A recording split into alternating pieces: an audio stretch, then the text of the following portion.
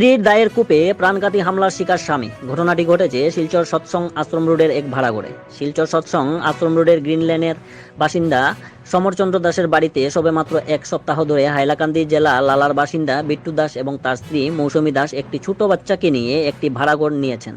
বিট্টু দাস নাকি শিলচর এনএন দত্ত রোডে এক জুয়েলারিতে স্বর্ণের কাজ করেন। সংবাদ মাধ্যমের কাছে বাড়ির মালিক সমরচন্দ্র দাসের স্ত্রী জানান, সোমবার সকালে আচমকা ঘরে হাল্লা চিৎকার শুনে ঘরের মালিক এবং পাশের ঘরের অন্য এক ভাড়াটে রূপক চৌধুরী দৌড়ে গিয়ে দেখতে পান স্বামী বিট্টু দাস রক্তাক্ত অবস্থায় তার বাচ্চাকে কুলে নিয়ে আছে এবং স্ত্রী মৌসুমী দাসের হাতে একটি ছুরি ও একটি দা রয়েছে।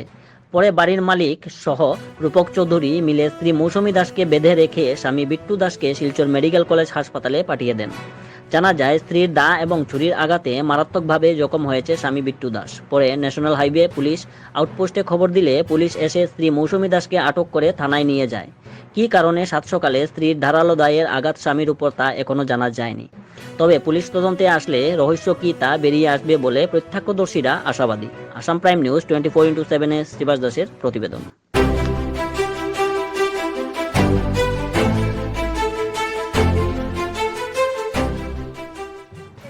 হেও তার বউ পাইছে তখন সে দরজাটা ভিতর দিকে লাগানো লাগানো দেখা আমি দরজাটা নক করছি হে টানে বোন খুলো না দরজা হের করে খুলো না দরজাটা তারা খুলে না দরজা আমি তারা করছি সাফলে দরজা ভাঙিলেন যে দরজা না খুলে ভিতরে কিও না আমরা জিনিসটা বুঝতে পারলাম না হেরা খুব কইলাম দরজাটা খুলে না। এরপর হে খালি তার ছেলেটার খান্দাই শুনলাম আমরা বউটা কোনো বউটা একদম টোটালি সাইলেন্ট। তারপরে আমরা দরজাটা একটু মানে ছিটকাতে খুলতে মানে বউটা আবার লাগাই দেওয়ার চেষ্টা করে হেরা বলছি টান দিয়ে খুলোর দরজাটা খুলছে খোলার পরে গিয়ে দেখি তাই হাতে চাকু দা আর হেরে পুরো সাটাইছে রক্ত টক্কা পাইয়া পড়ে শরীরটা দিকে।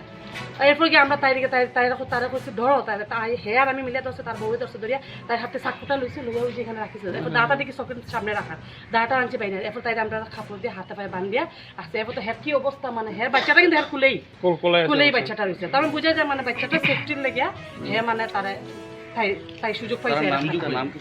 তার নামটা কি আমিও জানি না, নামটা আমিও শিওর না। তার নামটা কি তার ভালো নাম কোন স্যার? আর মেটার নাম আর তোমার দিদির নাম মৌসুমী দাস। গড়ে আসছিলাম। আপনার নাম কোন? আমার নাম রূপক চৌধুরী। আমি এই বাসাতে ভাড়া থাকি লাগা রুমে। আমি গড়ে আসছিলাম, হঠাৎ করে মানে ওই লাগা রুমে দেখি একটু চিৎকার শুনলাম আর কি। চিৎকার শুনলাম, আমি হঠাৎ ভাবছি যেন কি তারা ডাকি, দরজা খুলে না, শব্দ করে না। অনেক সময় চেষ্টা করতে তারা করে মানে খালি থাড়ি আওয়াজ পাওয়া যেতেছে আর কোনো মানে এক্সট্রা কোনো সাউন্ড নাই। অনেক কষ্টের পরে মানে দরজাটা খুলছে। দরজাটা খোলার পরে দেখি তার খুব সিরিয়াস অবস্থা। যাই হোক, আমার নিজের চোখে দেখছি যে হের মানে কন্ডিশনটা খুবই খারাপ। তার ঘর থেকে টানিয়া বার করিয়া তারপরে এই বউটার হাতে যখন আমি দেখছি চাকু আর দাটা ছিল নিচে, দাটা নিচে আসছিল। চাকুটা আমরা জুরজুবস্তি করে আমরা ওই 2-3 জন আসছিলাম আর কি। 2-3 জনে আমরা জুরজুবস্তি করে হাত থেকে চাকুটা নিয়ে আমরা নিচে রাখছি। আর তারে কন্ট্রোল করা যায় না। কন্ট্রোল না করতে গিয়ে সেটা যেমন আমরা সবাই দৌড়াদৌড়ি করে, যেমন আমরা আপনার ডিজে দেখছেন আপনারা, আমরা গরম বান্ধিয়ে রাখছি, নাহলে আমরা কন্ট্রোল করতে পারি না। কিন্তু আগে যে কি হয়েছিল স্যার, আমরা এটা কোনো কিছু বিষয় হইতে পারতাম। গলিটার নাম কি? গলির নাম হইল সৎসঙ্গ আশ্রম রোড, গ্রিন লেন। এখন কই আছে হাজব্যান্ড? আমরা এখন তার পরিস্থিতি কন্ডিশনটা দেখছি খুবই খারাপ।